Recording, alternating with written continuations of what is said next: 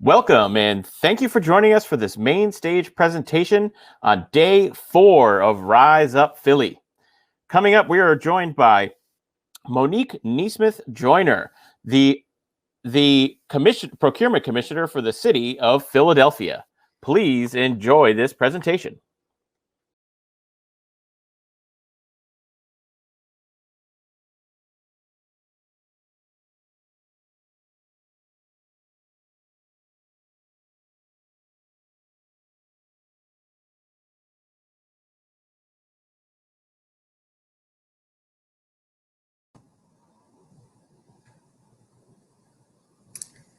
Good afternoon, everyone. My name is Monique Nesmith-Joyner. I am the Procurement Commissioner for the City of Philadelphia, and I am here with you today to talk about supply chain opportunities with the City of Philadelphia. I have a slide presentation that I'm going to share with you today, and I hope that you are able to gain some very good information about the City of Philadelphia from the presentation.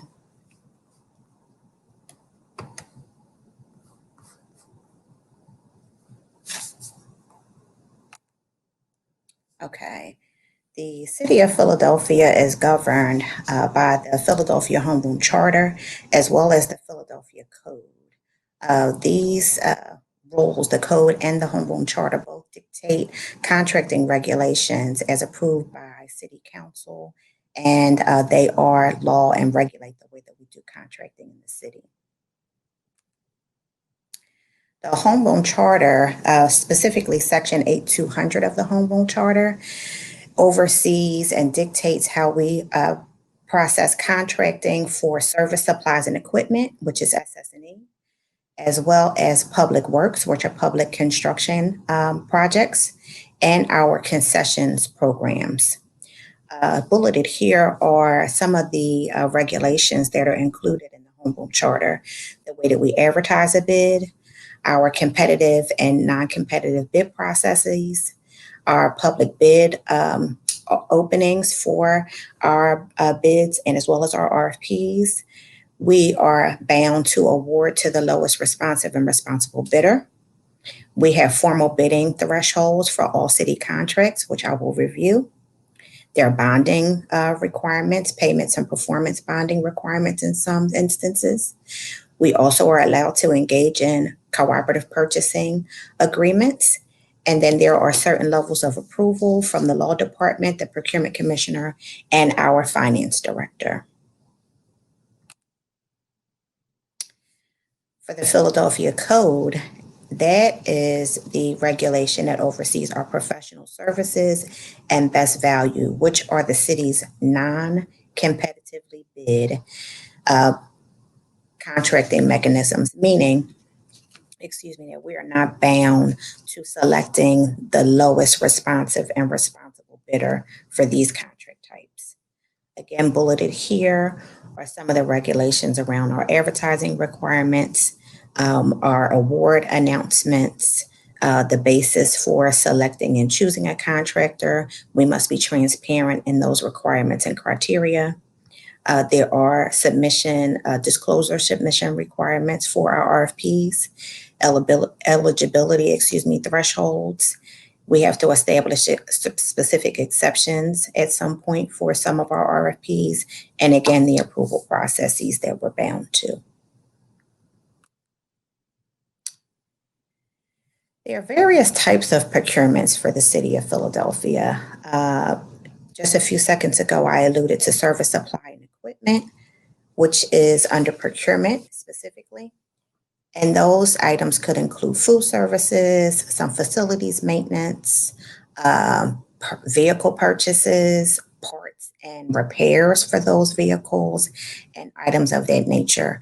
Often when I'm doing a presentation, I often say that procurement is responsible for everything, purchasing everything in the city, from toilet paper to trash trucks to training. It truly spans a range of products and services.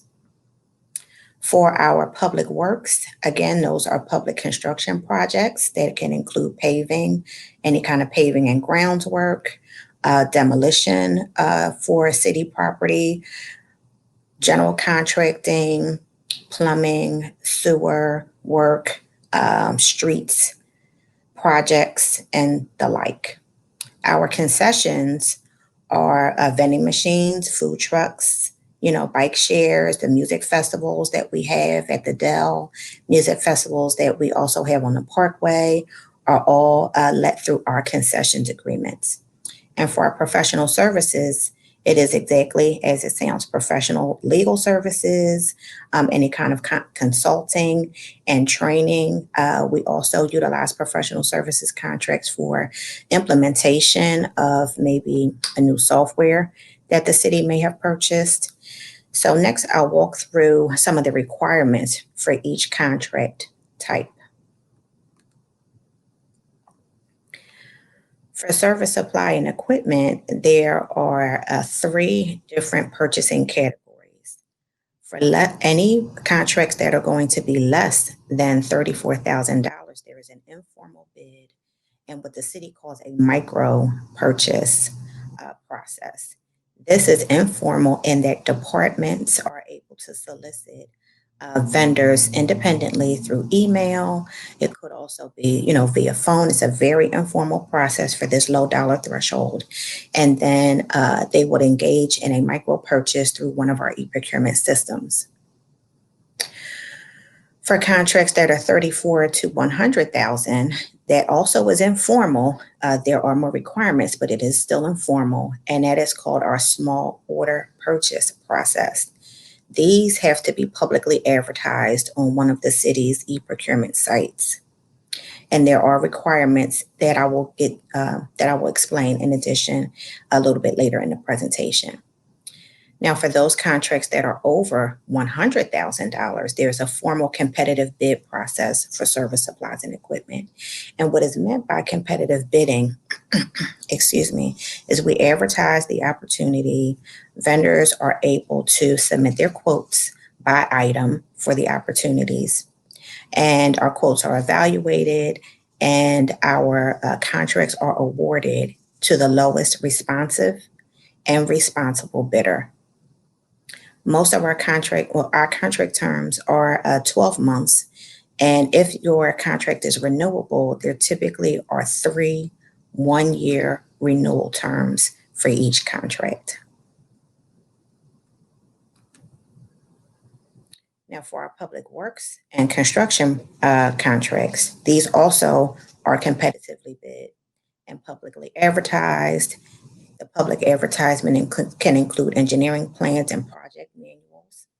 And the state of Pennsylvania is bound to a 4-part bidding process. That means that we are not able to combine the complete project in terms of award. We must award in 4 parts if the project calls for general contracting, plumbing, mechanical, and electrical work. We have to award 4 separate contracts for each of those 4 areas of the project. Our capital projects, we call public works also capital projects because they are often funded through capital dollars, or they could be funded through grants. There is a pre-qualification process for our public works. So what that means is a number of vendors are able to initially view the bid, but you have to be pre-qualified in order to actually submit a quote for the bid.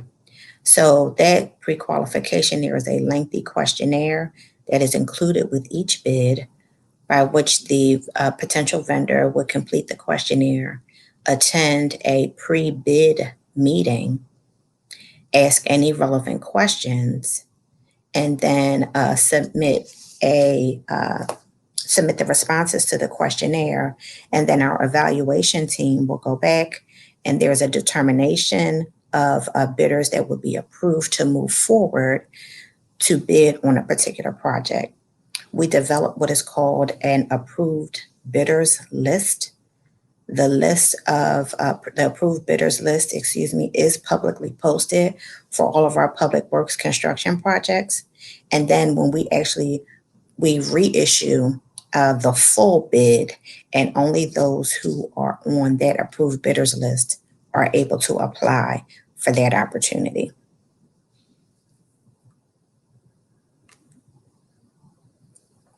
So here I'm just giving a breakdown of vendor response requirements for our service, supply, and equipment, as well as our public works construction opportunities. So the vendors must register in our e-procurement system. We use PHL Contracts. That website can be, you can Google PHL Contracts and the website will come right up. I'll also later on in the slide presentation introduce the Contracts Hub, which is the city's new consolidated platform where vendors can find all types of opportunities in the city. So again, first, SS&E and Public Works, quotes must be submitted by item.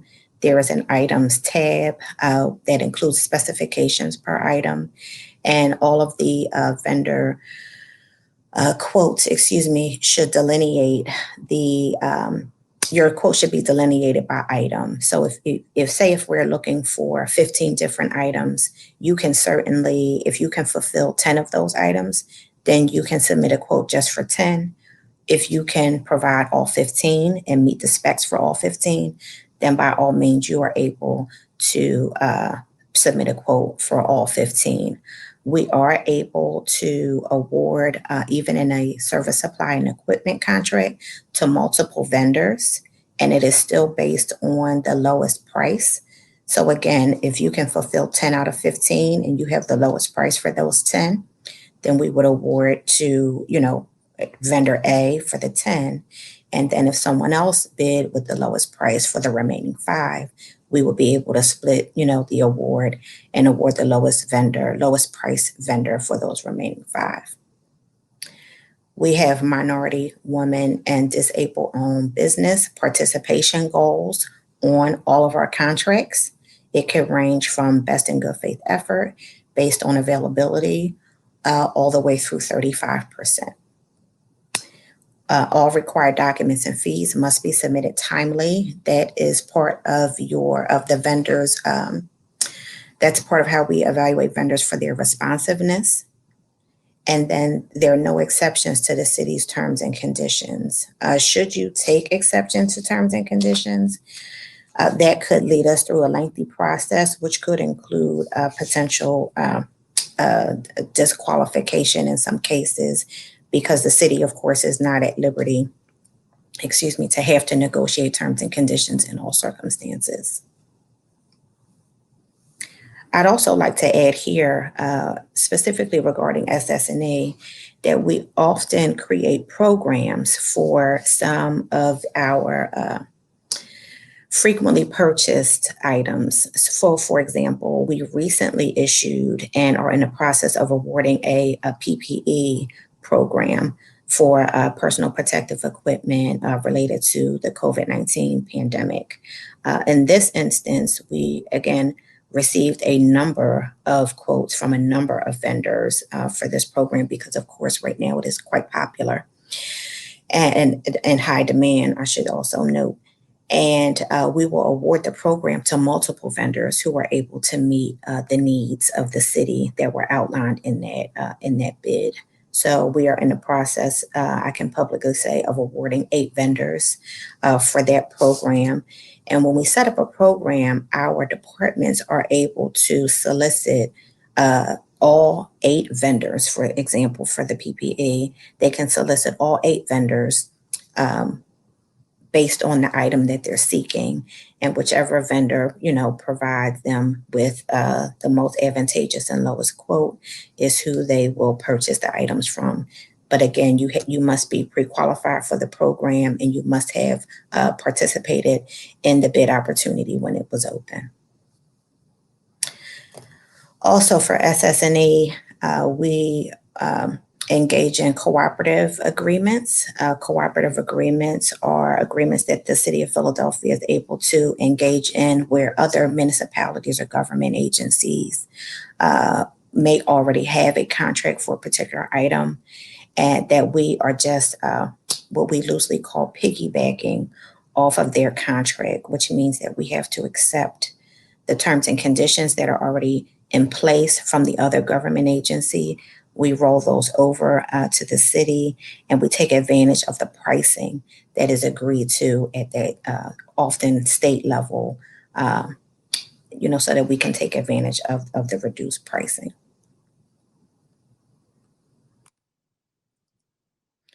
For our concession contracts are what the city calls a non-competitively bid contract. Concessions are issued as a formal RFP, a request for proposal. For concessions, vendors are providing goods and services on city property. Vendors are paying a fee to the city. The city does not incur costs necessarily, and the goods and services are provided at cost to the public. Our professional services are also non-competitively bid, and in most instances, especially specifically for those that are over $100,000, there's a formal request for proposal.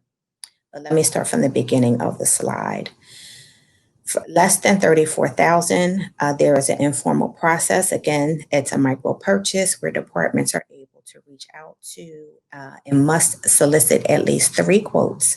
But again, it is normally informal, where it's go through an email. It could be through a phone call. Maybe it's a service that they have had in the past, and they're familiar with maybe a few vendors.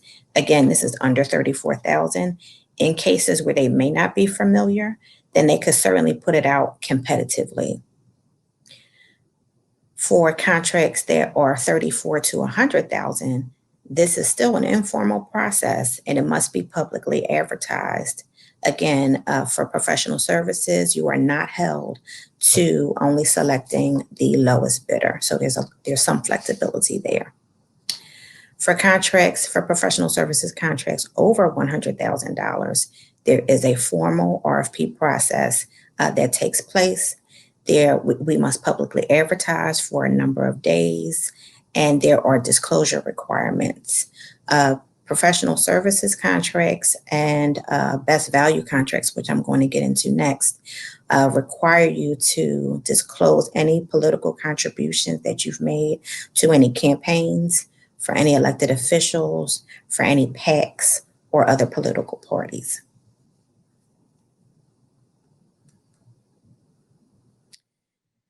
Best value is another procurement type for the city of Philadelphia. Our best value initiative was introduced in 2017, and it also is an RFP process for service supplies and equipment or public works. Best value situations, oftentimes the service supply and equipment need may also include a level of professional services. So in these instances, it's typically where there's a hybrid need, if you will, and best value is the most advantageous procurement method to achieve a contract. Again, it's a formal RFP. We must publicly advertise for a specific number of days.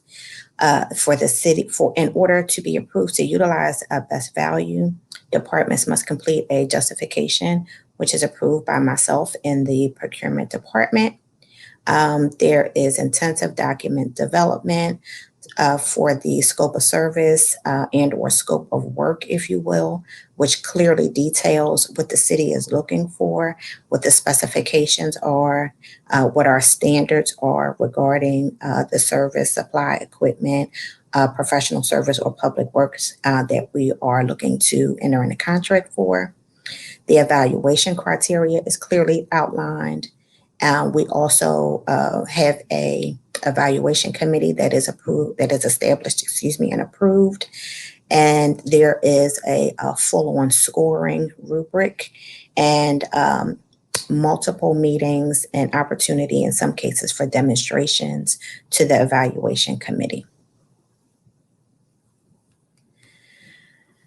So those are the common contract methodologies for the city of Philadelphia, and each of them have contract requirements They all vary by contract type. Most, if not all, require a certificate of insurance. Living wages are required, typically for our public works contracts. But in the event that there is a repair or a service contract on the SS&E side, living wage documentation could be required there. Again, various disclosures could be required, supplier and workforce diversity, and so on and so forth. I'll certainly, I believe that we're willing to share, Jefferson will be sharing this presentation, so you can certainly review any of this information at your leisure. And I'll also be sharing some websites, city websites, where this information is available. Okay, so the Local Business Purchasing Initiative, this was voted on and approved by the citizens of Philadelphia in November of 2019. The purpose of the Local Business Purchasing Initiative is certainly to focus on increasing our ecosystem in terms of the city contracting and spending more dollars with local businesses. Through the initiative, we also increased the formal bidding threshold from $34,000 up to $75,000. And if a department, is contracting with a local business, then that contract can go up to $100,000.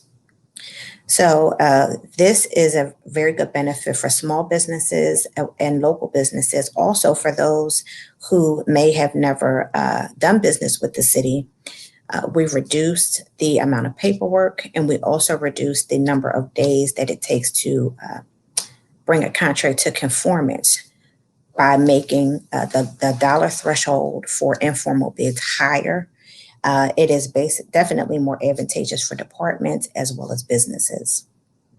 We still maintain our minority, women, and disabled-owned business requirements. Departments are also held to engaging and soliciting certified local businesses as well as emerging businesses. Also, the initiative allows for a local bid preference to be applied. The local bid preference is applied at, 10% for any certified local business for an opportunity that is under $1 million, which clearly all of these contract opportunities are under that threshold. The preference is a benefit because if a solicitation goes out and a number of businesses provide quotes, all of those businesses may not be local. However, if a certified local business does in fact provide a quote, a 10% preference is applied to that vendor's quote. This again is only, let me just note, this is not for professional services. That professional services are not eligible, contracts are not eligible for the preference.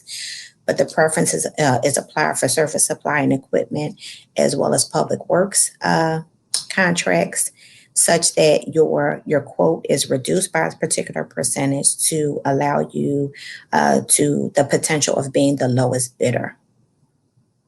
And please let me know if there are questions about that. I'll be happy to delve a little deeper into what the preference is in a local business purchasing initiative. Another category of the LBPI, as we call it, are those contracts that are $75,000 to $100,000 that are set aside specifically for local businesses. So at the onset of the contract opportunity being advertised, the department has already clearly identified that this is only going out to locals, that whatever the service, supply, equipment, and in this case, professional service that they're seeking, they are very interested in only local businesses providing this service. So for a local business to become a registered and certified local business entity, there are a number of requirements. Again, there is a link here that we can share at a later, after the presentation, that you can certainly navigate through. The requirements are, they actually vary. You have to have your headquarters within the city limits of Philadelphia, or you have to do a particular, if you are outside of the city limits, a particular amount of your business must be conducted in Philadelphia, or a number of your staff must reside in Philadelphia. So those are the three major components. There are additional requirements to becoming a certified local business, but those are the three major ones. Again, your headquarters is in Philadelphia. A significant percentage of your business is conducted in Philadelphia. And of course, you have to provide documentation to confirm and validate that, or a specific number of your staff are Philadelphia residents. And again, there's documentation required to validate that as well. So here are links again that we will share on how to become certified as a local business entity with the City of Philadelphia. Information for becoming certified as a minority, women, disabled, or small business entity. And then here's a link for just general information on about doing business with the city.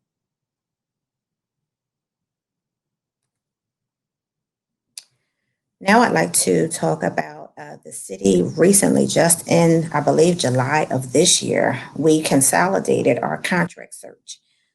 It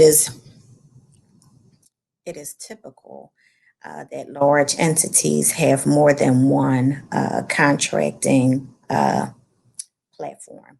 The city, in fact, has three. We have our PHL contracts, which is where all of our procurement opportunities are let. We have Contractsfiller, where all of our professional services opportunities are let. And we have RFPs online, which is where some of our quasi-city agency RFPs, as well as sometimes some of our requests for information opportunities are let. The Contracts Hub, which is our consolidated contract search, you can find all of those opportunities in one place now. This makes it much easier for vendors to navigate and identify contracts that are available. So I'm actually going to navigate to that site in just a minute. So here, I just wanted to, this slide is just to show you, again, when you click on an opportunity in the Contracts Hub, you'll be able to see information about that contract, but in order to apply, you have to register in either Contractsfiller here for professional services, or PHL contracts, which is our procurement system for service supplies equipment, for construction and public works, for best value, as well as our concessions contracts. Okay, so now I am going to navigate away from the slide presentation and navigate onto the Contracts Hub.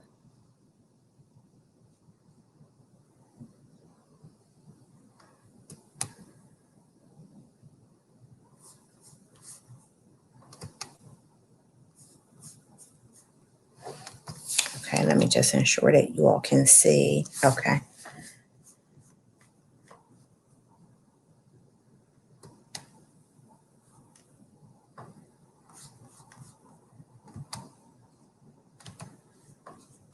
One moment, please. Thank you.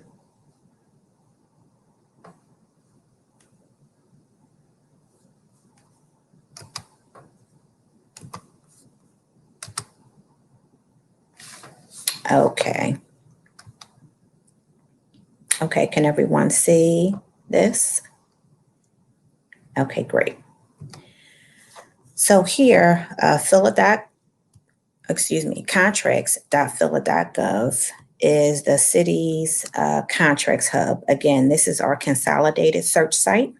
You will see here on the left navigation that you can search by contract type: concessions, professional services, public works, and service supplies and equipment.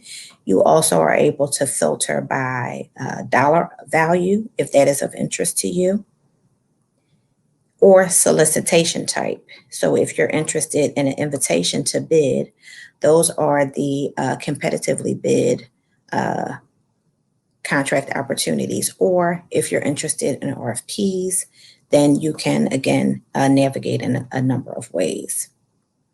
I'd also like to just note here that if you are already familiar with the contract title, or if you are looking to contract with a particular department because that is what your business aligns with a particular department in the city, you're able to just search here.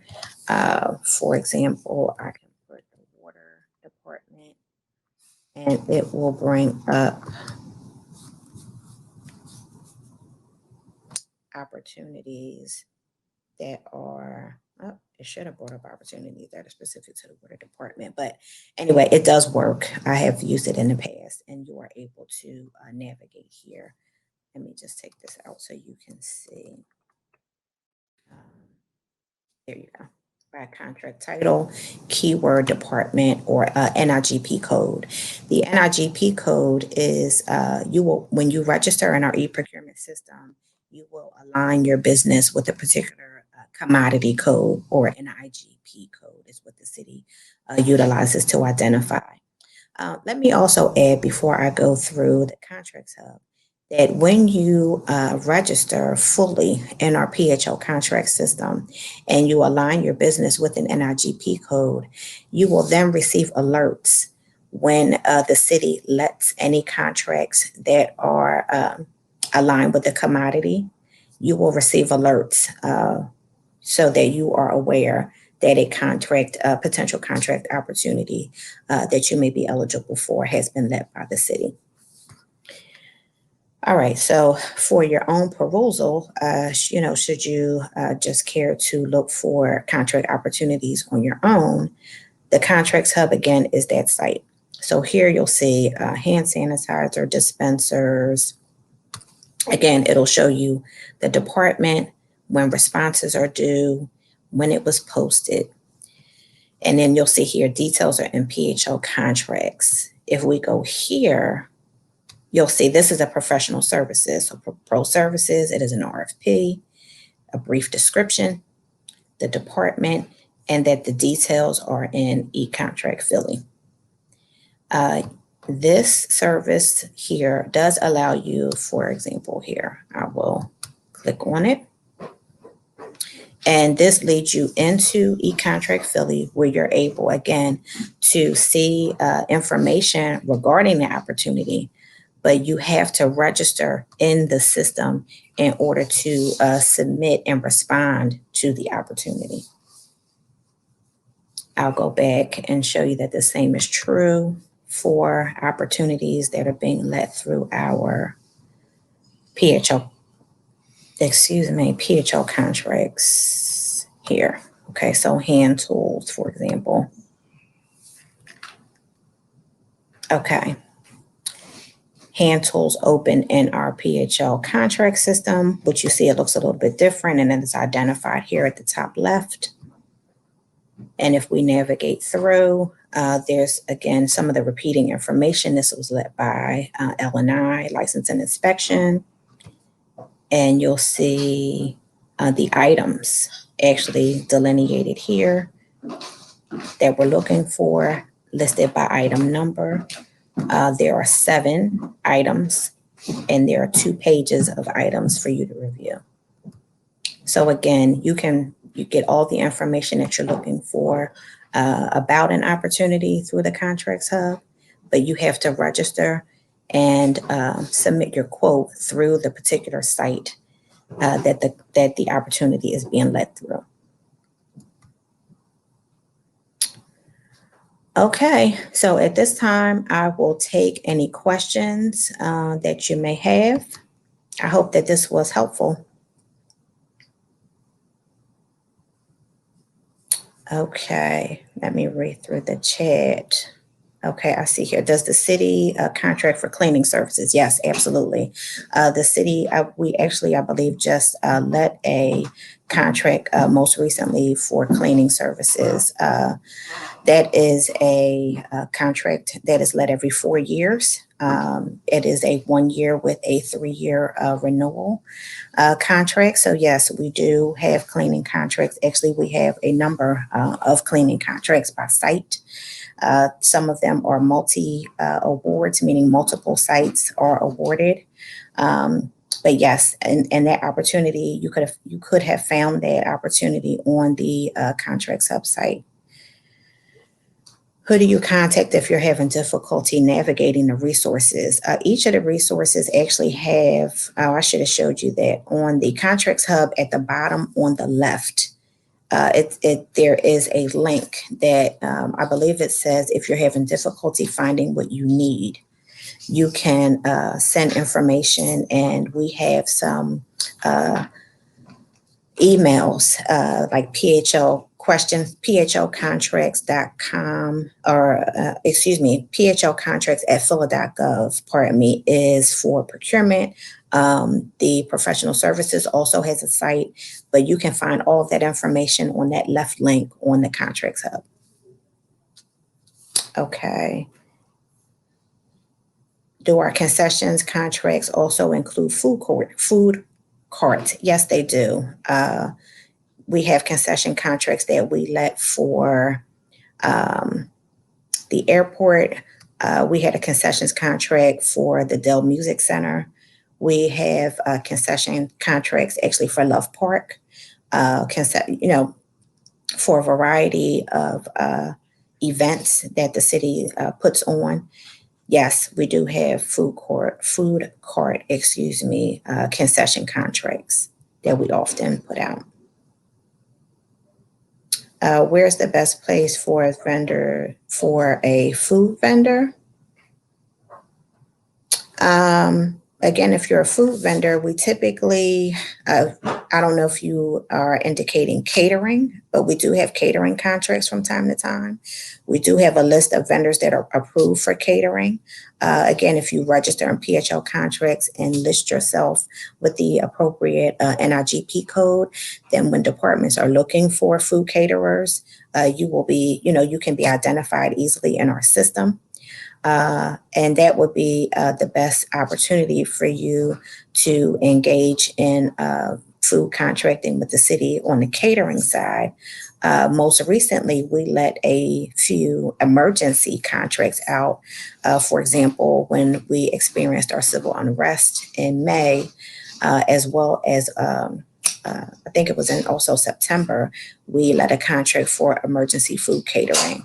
It was a large opportunity, and emergency contracts are only advertised for a very brief period because oftentimes, of course, it's an emergency, so we're not aware that we have the need in advance, but that is also an opportunity for food vendors.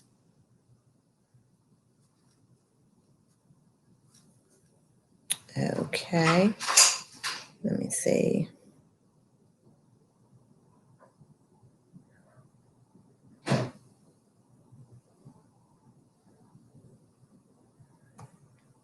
Oh, sure. I am open to sharing my contact information. I am working remotely. I have been remote since March the 17th. So what I will share is my email is Monique, MONIQUE .Joyner, JOYNER @phila.gov.